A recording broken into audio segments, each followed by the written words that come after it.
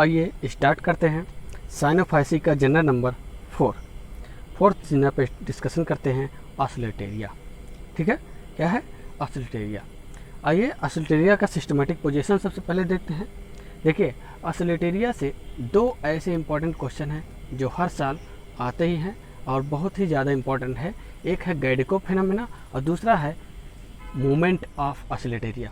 ऑस्लेटेरिया में special movement पाया जाता है, ये क्वेश्चन हमेशा पूछा जाता है। तो आइए इसके बारे में आगे बात करेंगे। सबसे पहले नज़र डालते हैं सिस्टमेटिक पोजीशन में। क्या है सिस्टमेटिक पोजीशन ऑस्लेटेरिया का? क्लास साइनोफाइसी हो जाएगा। ठीक है, क्लास साइनोफाइसी, ऑर्डर नास्टोकेल्स हो जाएगा, फैमिली ऑस्लेटेरिएसी और जीनस हो जाएगा ऑस्लेटेरिया। ठीक है, जीनस ऑस्लेटेरिया। 4th जनरा है, साइनोफाइसी क्लास चल रहा है डिटेल में। ठीक है, आइए आगे देखते हैं। इसी में इंडिया में 105 स्पीसीज ऑस्लेटेरिया की पाई जाती है, यानी जनरा सिर्फ एक और एक जनरा की स्पीसीज यानी ऑस्लेटेरिया की कितनी पाई जाती हैं? 105 स्पीसीज पूरे इंडिया में पाई जाती है, ये ध्यान रखिएगा। अब इसमें से कुछ स्पीसीज के नाम आपको हम बताएंगे और उसके फीचर्स बताएंगे आगे। ठीक है, अब इसके हैबिटेट पर नज़र डालते हैं। फाउंड कहाँ पाया जाता है? Found fresh water. Generally oscillatoria fresh water में पाया जाता है। किस टाइप का फ्रेश वाटर? कौन कौन सा हो जाएगा एग्जाम्पल में? रेन वाटर पूल, पहला हो जाएगा रेन वाटर पूल में, दूसरा स्ट्रीम्स, तीसरा पॉन्ड, चौथा lakes, even in polluted water, और पॉल्यूटेड वाटर में भी पाया जाएगा ऑस्लेटेरिया। ठीक, next point, it also occurs in the form of thin layer of bottom of shallow pond. Shallow pond में भी थिन लेयर के रूप में ये ऑस्लेटेरिया पाया जाता है। अपने दिमाग में इसको आप बैठा लीजिए। ठीक है, इसी से एक दो क्वेश्चन आ ही जाते हैं बेसिक फर्स्ट ईयर वालों में। अब इसी हैबिटेट के आधार पे कुछ स्पीसीज को यहाँ पे हमने एक्सप्लेन किया है। पहला स्पीसीज है यहाँ पे दिया है ऑस्लेटेरिया प्रोलिफिका। ऑस्लेटेरिया प्रोलिफिका प्लैंक्टोनिक स्पीसीज है।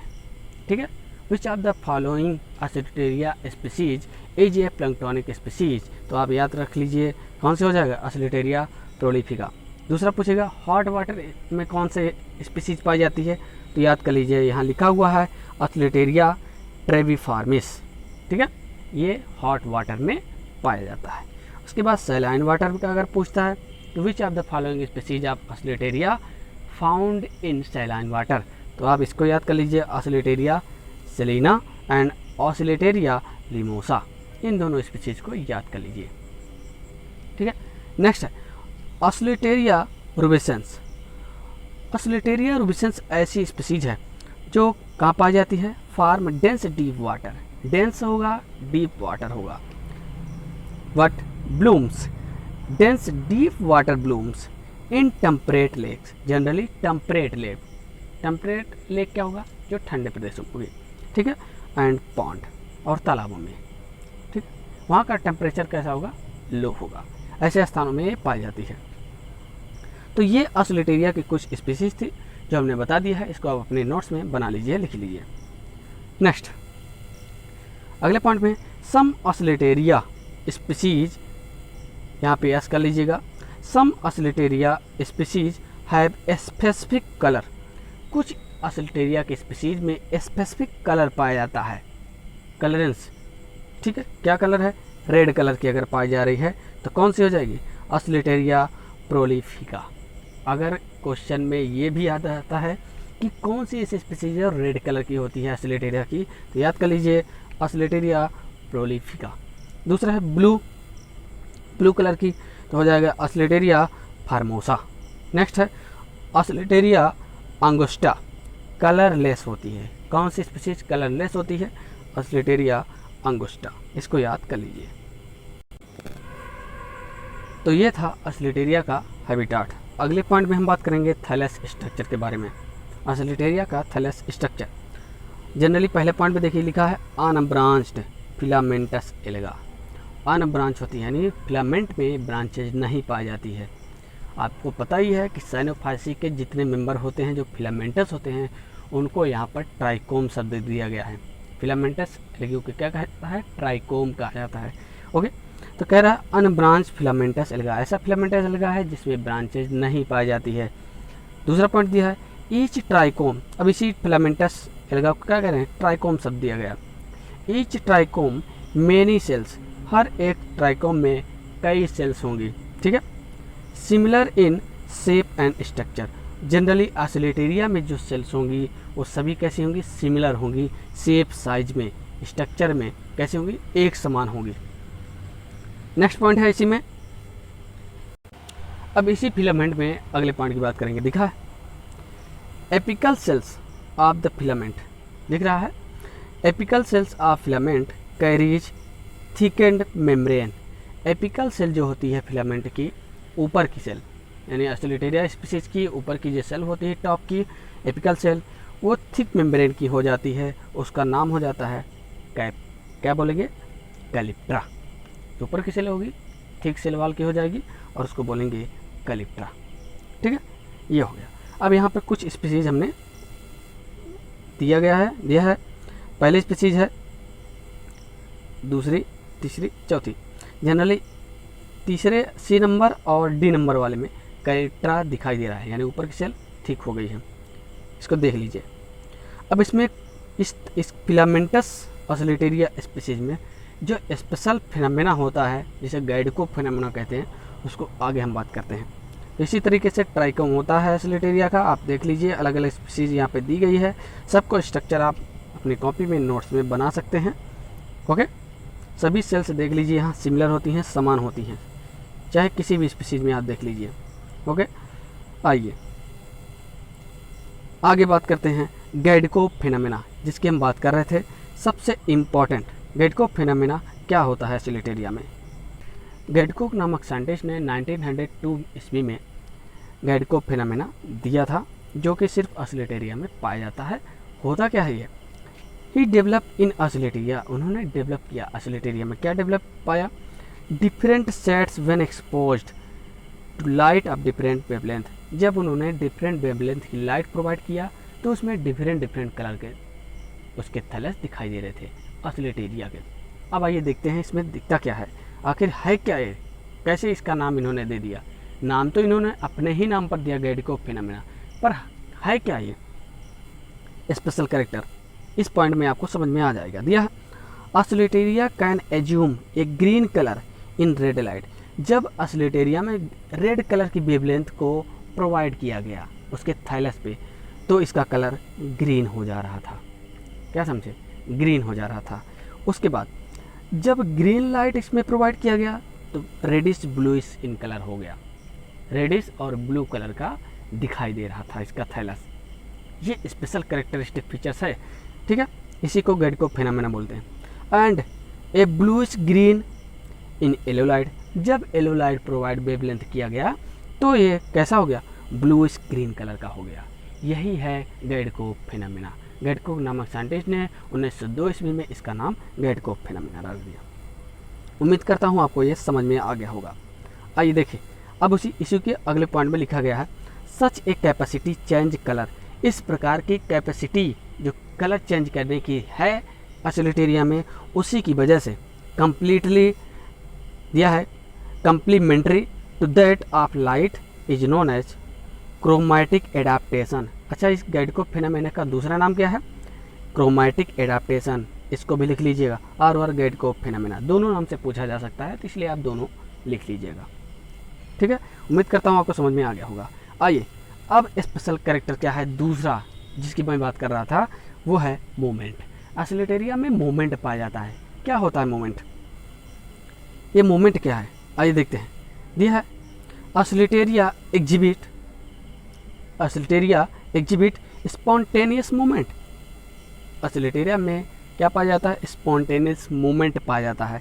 क्या होता है, it is also affected by temperature. और किसके माध्यम से अफेक्टेड किया गया है, किसकी वजह से ये हो जाता है, इसमें दिया है टेम्परेचर, पीएच मान, viscosity of the medium and light intensity. इन सभी की वजह से यही है कारक जो प्रभावित करते हैं और इसमें अलग टाइप का एक स्पेशल फीचर पाया जाता है जिसे हम मूवमेंट कहते हैं। अब ये मूवमेंट होता कितने टाइप का है? ऑस्लेटेरिया में ये निम्न टाइप का होता है। कौन कौन सा है? पहला नंबर एक है, पहला है ग्लीडिंग मूवमेंट और क्रीपिंग मूवमेंट। दोनों नाम लिख लीजिएगा, दोनों नाम से पूछा जा सकता है, इसलिए आप बिल्कुल कंफ्यूज मत होइएगा, इसलिए आप दोनों लिख लीजिए। ग्लीडिंग मूवमेंट एंड क्रीपिंग मूवमेंट क्या होता है? देखिए, व्हेन द ट्राइकोम एग्जिबिट, जब ट्राइकोम रिदमिक मूवमेंट करता है, rhythmic movement on any solid surface without the help of any visible organ is called ग्लीडिंग movement. जब किसी भी क्या बोल रहा है, any help of visible organ, किसी भी ऑर्गन की हेल्प से ये मूवमेंट ना करे, बल्कि कैसा करेगा? रिदमिक मूवमेंट करेगा एनी सॉलिड सरफेस, ठीक है, तब इसको हम बोलते हैं ग्लीडिंग और क्रीपिंग मूवमेंट। अब देखिए, इसको स्ट्रक्चर के माध्यम से आप देख लीजिए, तभी आपका कन्फ्यूजन दूर होगा।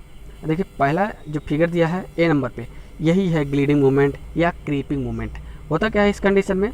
जो थैलस होता है ऑस्लेटेरिया का, कंटिन्यू क्या करता है? कंटिन्यू मूव करता रहता है, ठीक है, तो उसको बोलते हैं ग्लीडिंग या क्रीपिंग मूवमेंट। ओके, दूसरा नंबर पे ऑस्लेटरी मूवमेंट। ऑस्लेटरी मूवमेंट, अब एक क्वेश्चन और उठता है यहाँ पर कि ऑस्लेटेरिया का नाम ऑस्लेटेरिया क्यों पड़ा, किसकी वजह से पड़ा?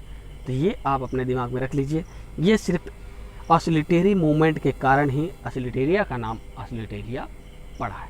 ओके, आइए देखते हैं क्या है ये। The trichomes of oscillatoria moves to the left and right side of the axis just like the pendulum of a wall clock. Wall clock की जो पेंडुलम होता है, ठीक है, दीवार घड़ी की जो पेंडुलम होता है, वो जिस तरह से मूव करता रहता है उस तरीके से किसी भी एंगल, चाहे लेफ्ट की तरफ से मूव करे, अगर लेफ्ट करेगा तो लेफ्ट ही करता रह जाएगा, पूरा मूवमेंट करता है थैलस, और राइट करेगा तो राइट में मूवमेंट करता रहता है। तो इसको बोलते हैं ऑस्लेटरी मूवमेंट, और इसी की वजह से इसका नाम पड़ गया ऑस्लेटेरिया। ओके, यह फिगर में आप देख लीजिए, इसको दिया है, ये दूसरा नंबर जो फिगर दिया है ये ऑस्लेटरी। अगर इस तरह से मूव करेगा तो ऐसे ही कंटिन्यू मूव करता रहता है थैलस, और ऐसे करेगा तो कंटिन्यू इसी तरह से करेगा, तो इसको बोलते हैं ऑस्लेटरी मूवमेंट। उम्मीद करता हूँ आपको ये दोनों पॉइंट, गैडिको फेनोमेना और मूवमेंट, समझ में आ गया होगा। नेक्स्ट पॉइंट इसमें दिया है, because of the presence of such oscillatory movement. इस प्रकार के ऑस्लेटरी मूवमेंट के कारण इस जीनस का नाम ऑस्लेटेरिया पड़ा है।